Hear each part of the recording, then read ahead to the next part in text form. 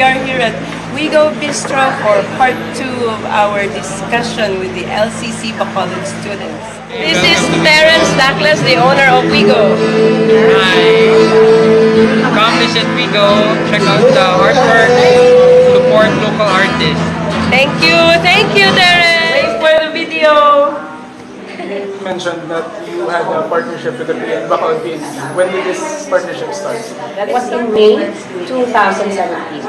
City Director Jack Wang, he saw us painting and invited us if we could do a partnership. What is the most overwhelming response or reaction that you've received regarding the effects of your murals to the viewing public? I believe that we made a lot of people happy, also the government officials, the police of course are happy, and the other artists. I hope the students are also happy about what they're seeing. I think the only people who are not too happy about it were those who believe that they also did their art and that their art was disrespected. And so there was this debate about graffiti and vandalism. And all this is actually a police operation, and we're just partnering. The ordinances, what do you think is the benefit that the city can acquire? They've raised the penalty a bit higher, but so far, I work in court, but so far, I did not see anybody really arrested or imprisoned.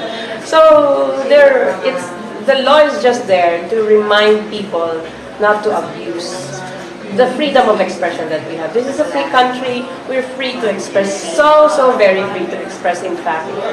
Regarding sa side naman sa mga vandals, how do you compromise? Okay, we told them that the tags and the throw, it's fun, the thrill is there. We asked them if they could execute also a masterpiece. It's something to show also to the authorities, to the public. So it's also a message to everybody to raise the bar in the limits set by time, weather, budget, energy.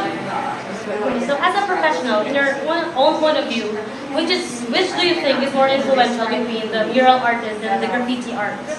Mural is also a kind of graffiti, by the way. So I think both have a message to convey to the general public that the people must be accepting of this kind of art. This is the age of contemporary art. Our art of today is our message to future generations also.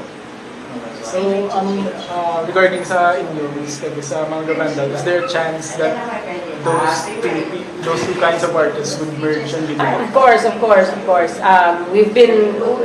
We're inspired by a lot of street artists like Kipto, Banksy, and with these styles, we could combine or do our own version, do our own local flavor, and come up with our own style also.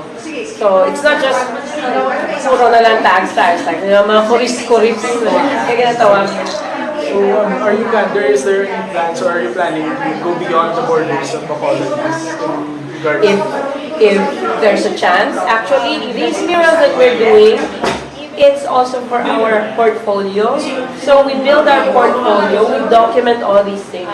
If we would apply for like art residencies or art grants abroad, because other countries are supportive of this kind of art and they give grants, they have a budget for this. So if we build up a portfolio to our name, so we could use that in our application for art grants in the future. Kim, so thank you very much, the students of LCC-Bacolod. Art. Bye-bye. Thank you, Vigo Bistro, for the venue, for providing an art space for the artists of Bacolod and Negros. And until then, see you next time.